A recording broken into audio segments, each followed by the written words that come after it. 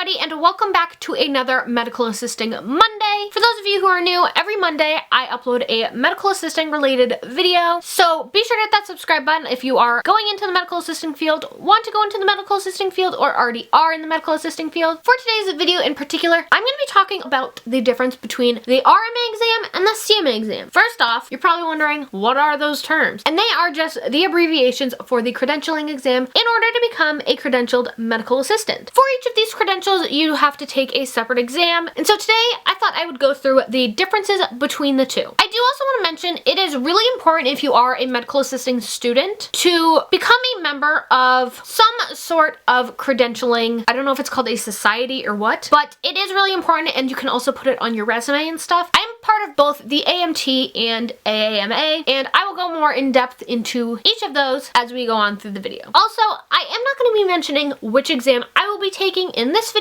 You guys are just going to have to come back next week to figure out which exam I'm taking and why I'm taking it. So now that I've gone on, let's just get started. I do have some notes right here. Also, if you have questions, leave them down below. I will do my best to answer them. And I'm just going to be starting with the RMA exam. So the RMA exam stands for Registered Medical Assistant, and it is done through the American Medical Technologists, or AMT. Like I had mentioned in the beginning, it is important to become a member of one or both of the credentialing societies, is what I think they are called. And for the AMT, it is completely free to join as a member, and whether you are a member or not, the exam fee is just a flat $120 rate. And for the application, you have 365 days to schedule and take the exam. However, it is not recommended to put it off, because by putting it off, you're A, gonna forget everything you've learned in school, B, prolonging the time that you can be hired, and C, you're just better off getting it done. For the actual exam, there are 3 different sections. There is a general medical assisting knowledge section,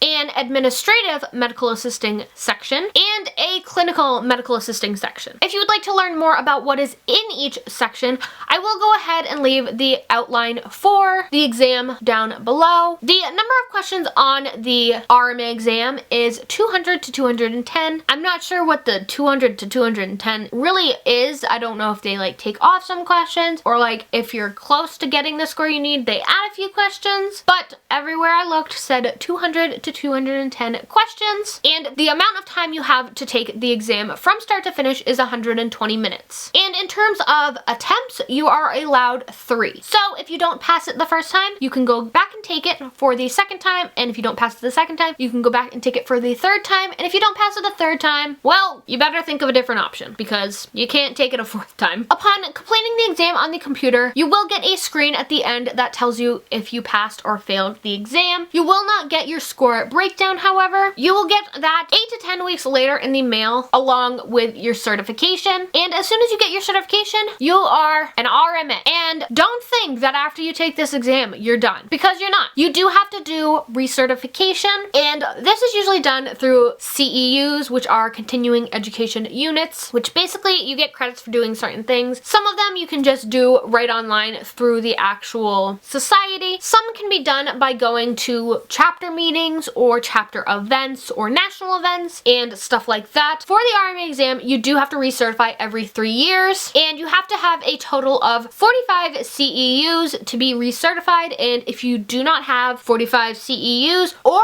your certification expires, you do have to go ahead and take the RMA exam again. And that's about as much as you need to know about the RMA exam. And now let's move on to the CMA exam. So the CMA credential stands for Certified Medical Assistant, and this is done through the American Association of Medical Assistants, or the AAMA. The membership cost for this society varies depending on what state you live in, and the price range is from $20 to $50. It's not insanely expensive because it is covering you for an entire year. And for the CMA, you want to be a member if you are a student, because it has a big difference on the exam fee. I actually got my year-long membership for Christmas from my parents, and here in Maine, to be a student member of the AAMA, it is $32.50 a year. And what's really nice is that you do get an official wallet card in the mail saying that you are in fact a member. It will show your name, your membership ID, what chapter you are part of, and when your card expires. And getting into the exam cost, if you are not a member of the AAMA and you are taking the exam, you are going to be paying $250 to take the exam, which is why it is really important to become a member of the AAMA, because if you are a member,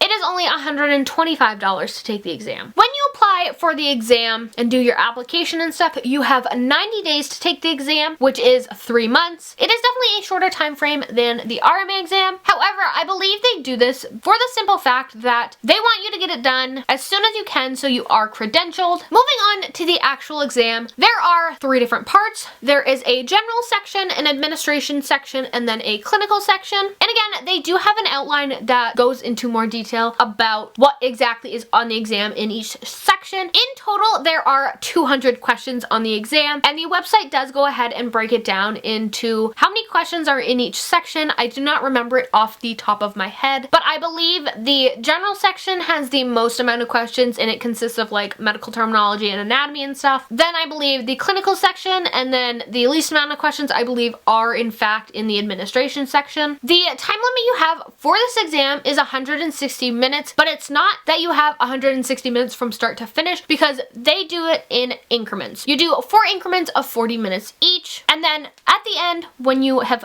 finished, it will flash on the screen whether you passed or failed, just like the RMA exam. And then in 8 to 10 weeks, you will receive your official scores in the mail. However, you will not receive your actual certification in the mail at that time. You will have to wait an additional 10 weeks to receive your certification. So basically, 8 to 10 weeks to get your official scores and 20 weeks in total to receive your actual certification. And you will have a total of 3 attempts to take this. In terms of recertification for the CMA exam, it is done every 5 years. And to do this, you have to have 60 CEUs, 10 of which are clinical related, 10 of which are administration related, 10 of which are general related, and 30 combination ones. And if your certification has lapsed and expired, you will in fact have to take the exam again. And that's about all there is to know about the CMA exam. So now I'm just gonna go over the general major differences between the two, just to summarize everything up. So the CMA exam is slightly longer and is also slightly more challenging. There is a $5 cost difference between the two. However, the cost difference is going to be a lot greater if you are not a member of the CMA, because you will be paying $250 for the exam for the CMA versus the $120 for the RMA. But that's only if you are not a member. Another difference is that to be a member of the AMT, it is completely free, and to be a member of the AAMA, it is not. You do have to pay for your membership. However, it is completely worth it because A, you get a little wallet card that says you're a member and you can put it on your resume and stuff. Also, by becoming a member, it reduces the exam fee significantly. The difference between scores and getting your actual certification is that for the RMA exam, you receive your official scores as well as your certification 8 to 10 weeks after you take the exam. However, with the CMA exam, you get your official scores 8 to 10 weeks after taking it, but then you have to wait an additional 10 weeks to get your certification. So basically, you're waiting 20 weeks to get your certification rather than the 8 to 10 with the RMA. And lastly, for recertification, for the RMA, you have to recertify every 3 years, and then for the CMA, you only have to recertify every 5 years. And that is basically the major differences. All in all, they're pretty much the same exam, but from what I've heard, the CMA one is a little bit more challenging. And like I've said, I will not be announcing which exam I will be taking. I will be announcing that next week, and I have tried to do my best to hide which exam I am taking. But I do want to go ahead and do a poll up in the iCard with a poll. And in that poll, I want you guys to let me know if you think I am doing the RMA exam through the AMT or the CMA exam through the AAMA. I just think it would be interesting to see your guys' guesses. And if you are a student taking one of these exams, let me know in the comments down below, because I would love to like chat with you guys about it and stuff. Or if you've taken one of these exams or both, let me know in the comments down below, because I would love to hear.